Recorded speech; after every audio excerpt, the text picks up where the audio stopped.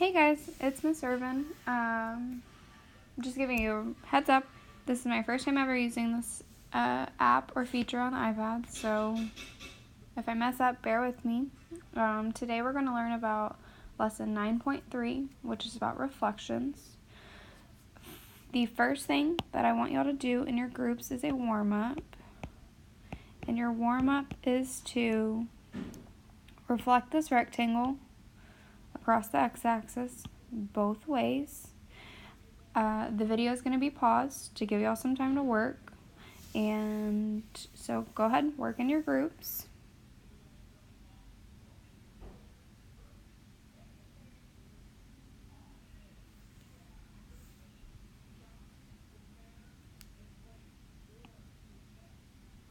Okay, now that you have done that, your box should look similar to this, and the X should be located in this position.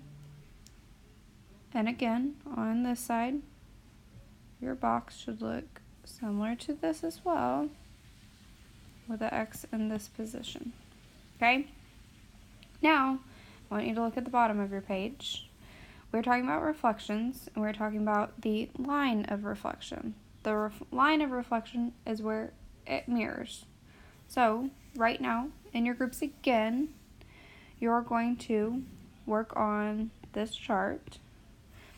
I'm going to do a couple, and then I would like the video to be paused, so y'all can go ahead and do that. So, looking at point 10.1, the image, changing the y-axis, you just add a negative, and the image changing on the x-axis, you just add a negative as well. So, it would be -1, comma, 10. 10 does not change because it's positive over here. Okay, so y'all are going to do that on the rest of the boxes. So please pause the video to do that.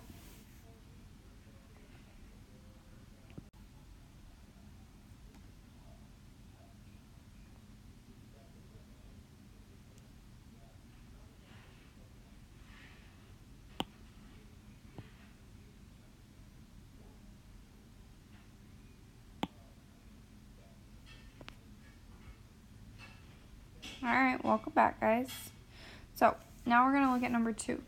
Number 2 is talking about reflecting this arrow.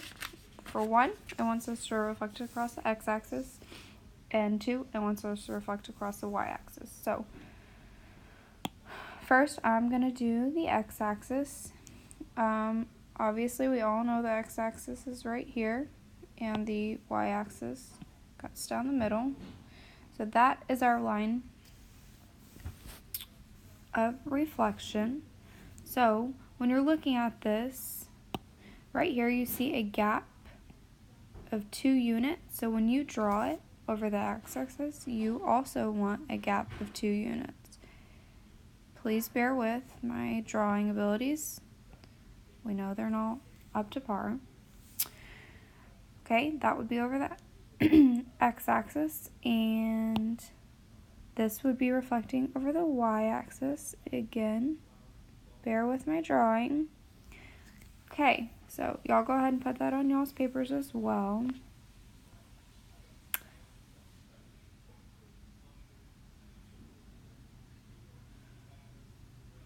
So, since we already drew from number 3, did that, we can talk about where they reflect across. So the x-axis, the arrow faces down, and the y-axis, the arrow faces up.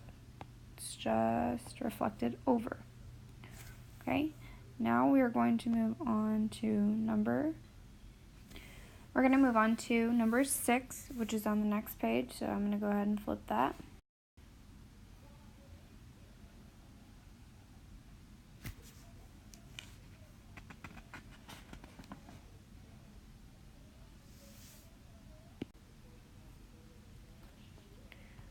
Okay, so this one now wants us to reflect the arrow for the tuba players, 8 units on the y-axis. It tells us that right here.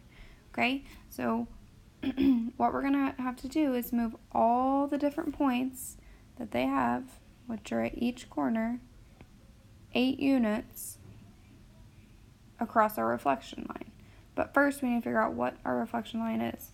So if we want to mirror this, at what point and where are we going to reflect perfectly to where the point of the arrow stays in the exact same place? Well, that would be across x equals 4. So number 6 would be x is equal to 4. Okay, so now go ahead, plot your points, and move the arrow over to the other side to reflect it. Again, bear with my drawing. Oh, that didn't work.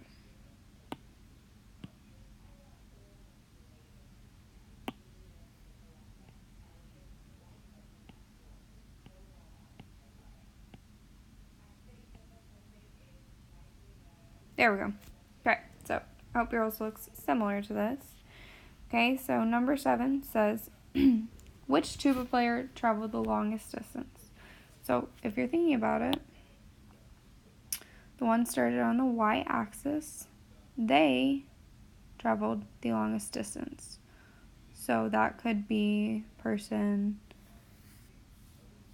that starts on the y-axis. So if we count, they go 1, 2, 3, 4, 5, 6, 7, 8. 8 units off the grid. Okay, and then number 8, ask who traveled the shortest distance.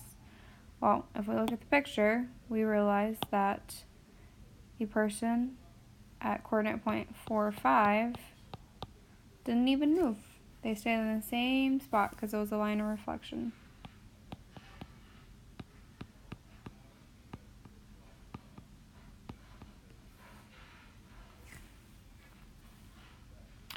Okay, so if you think back to what we learned a couple days ago,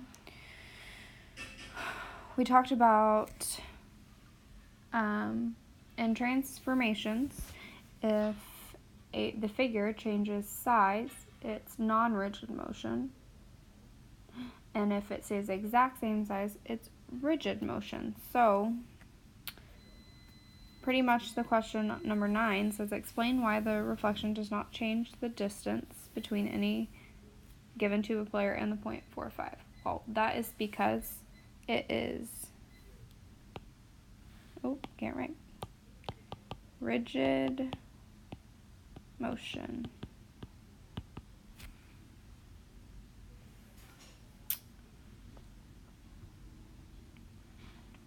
Alright, we are going to skip numbers 10, 11, and 12 because they require a computer and we do not have that. We are going to skip all the way to number 15 actually. So go ahead and do that.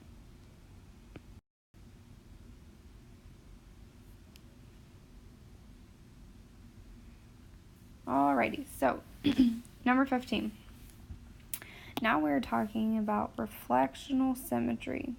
So we know reflecting means mirror, but symmetry means that they are the exact same size on each side. So they're the same size. Okay? And there's also a line of symmetry, which is where if you were to fold it, it would make the figure a perfect crease. So on number 15, our first thing is a triangle.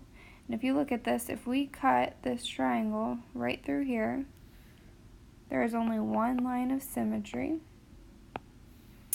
But if we look at this rectangle, we could cut the rectangle straight across the middle, this way and straight across the middle this way, that would leave that with 2 lines of symmetry.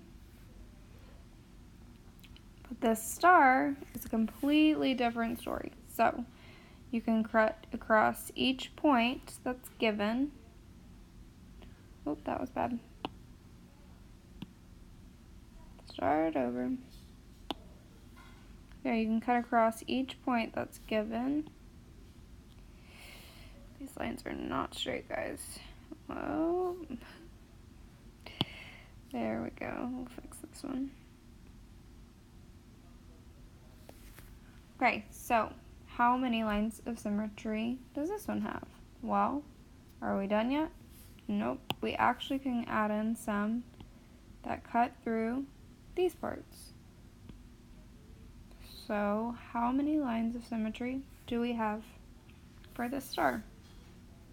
1, 2, 3, 4, 5, 6. 6 lines.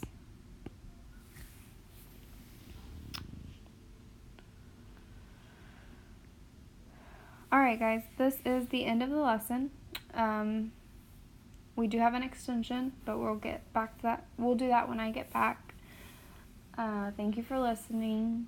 Sorry if I seem kind of crazy because I keep erasing, but y'all have homework. Have a good day.